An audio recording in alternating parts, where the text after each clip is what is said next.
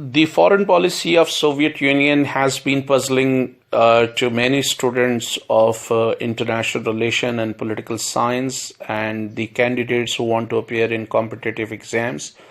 So my lecture will focus on the foreign policy of Soviet Union. As many students of history might know that after 1917, Russia was changed to a great extent. Before that, there used to be a Tsarist government, and most of the Russia used to be very backward with the industries, around 9 to 11%. There are different figures, but most of the people believe that it was extremely a backward country, although it had been a sort of colonial powers, not like the powers that was wielded by France and the United Kingdom at one point, or Portugal or Spain in 16th century or 17th century.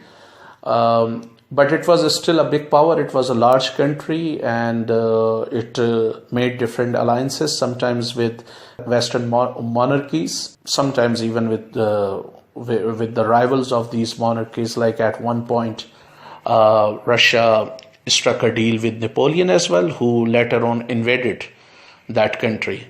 So that Tsarist government was a brutal regime, and there was serfdom. It means that a large number of people were practically slaves, not the slaves, the European slave that we saw in the United States and other part of the world, but they were like sort of peasants who were tied to their land and leading a life of the slave. They could not move from one land to another. And if the land is sold out, those who were working on that land, they would automatically become the slave of the new owner. So anyway, in 1917, there was a socialist revolution or communist revolution or Bolshevik revolution, whatever you call it. Bolshevik was basically a political party. It is known as a political party, although there was a difference of majority and minority. Anyway, let's not go into that detail. So after 1917, there was a communist revolution that greatly transformed not only Russia but the world as well. The communist or socialist revolution sought to bring about an international revolution. And during the time of Lenin, from 1970 until 1926, practically 1924, because Lenin fell sick and then he remained sick for a long time. The communists were international in outlook. Many people from especially third world countries who were the victim of colonization at that time, they visited Lenin and communist leader, and it was an inspiring movement, especially in the colonies, in the global south or third world countries that had been captured by French, English and other colonial powers.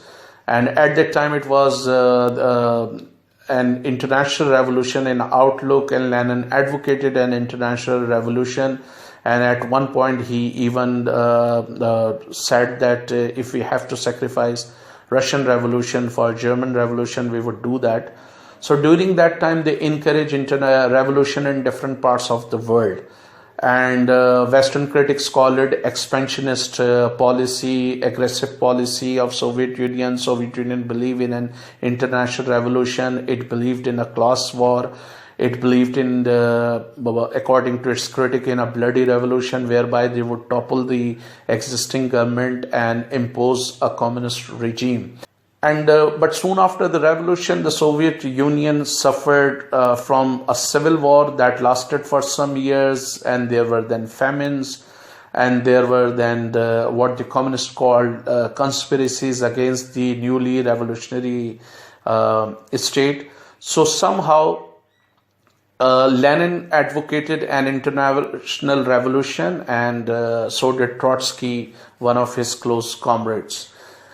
And after the death of Lenin, Stalin was accused of betraying that international revolution, and he was accused of focusing on Russia, and he was accused of raising the slogans of revolution in one country. although during Stalin time, especially during the Second World War, a number of countries witnessed revolution. The countries of Eastern Europe and Central Europe, they became communist, and Stalin also threw support to other communist movement across the world, like North Korea is said to have received assistance from the Soviet. China is said to have received assistance from Soviet Union, and at time 22,000 advisors of Russia were working in China, and they were advising Chinese government on different projects. And China was also supported by Soviet Union through the early years of revolution, and they are said to have extended technical assistance. And some historians even say that first 5-year economic plan of China was inspired by the Soviet policy, and Soviet advisor helped to a great extent. And naturally, revolution in China created panic in Western world, and this is when the policy of containment was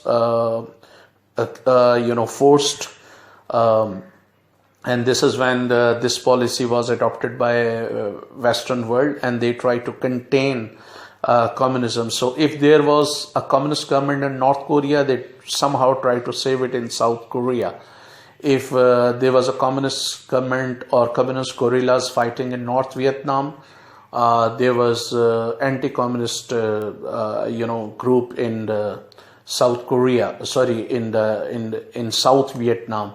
Similarly, if there was communist revolution in China, they did somehow support Taiwan. So this is what they did. If India had inclination towards Russia, Pakistan was supported. If Egypt was pro-Russia, then Jordan, Saudi Arabia and other states were supported at times. Even Iraq was supported before the revolution of General Qasim there. So during Stalin time, it was accused that he was accused of supporting revolution in one country, but there are people who would point out that during his time, revolutionary government extended to several parts of the world. The Eastern European states, became socialist. So did states in Central Europe, and liberation movements all over the world were supported. And then Stalin foreign policy was antagonistic towards the West in the beginning, but after the rise of Hitler, at one point during the Second World War, he had to ally with the West, and he was one of the partners, and he enjoyed naturally gathering with the American president and British prime minister and other Western allies. So because of fascism, the communist Russia or the Soviet Union and capitalist America and capitalist UK and capitalist France, they joined hands together. Many people criticized it as well, especially people in India, because they were fighting colonial repression, British colonial repression. And of course, there are people in other parts of the world that were resisting French or British repression there. So then after the death of Stalin, Soviet Union tried to open up itself, and Khrushchev denounced in a way Stalin. He spoke against it, which created a rift between Russia and China, or many people say that it was one of the factors leading to this rift, because there were some other issues. And when Khrushchev in a way announced the policy of coexistence, which means that before Khrushchev, and this was the communist ideology, that there cannot be any reconciliation with the capitalists. But Khrushchev somehow tried to reconcile with the Western capitalist world, and putting an end to the hostilities, or rather tried to put an end to the hostilities. He held an olive branch, visiting United States, meeting American officials, and but at the same time, many opponents of Khrushchev pointed out that United States was trying to install missiles in Turkey, and when Khrushchev discovered this, he was horrified, and then again he took a hard line, which led to the situation of Cuban crisis missiles. And during that, there was a tension, and the world was on the verge of a military conflict, or rather a nuclear conflict. Khrushchev, with his what many critics call prudence, back off, and he somehow saved the world from that nuclear disaster. Even Bertrand Russell heaped eulogies on Khrushchev for adopting that policy, because he thought that saved the world from a major destruction. So this is part one, and I'll do this is part one, USSR foreign policy, and I will do part two as well.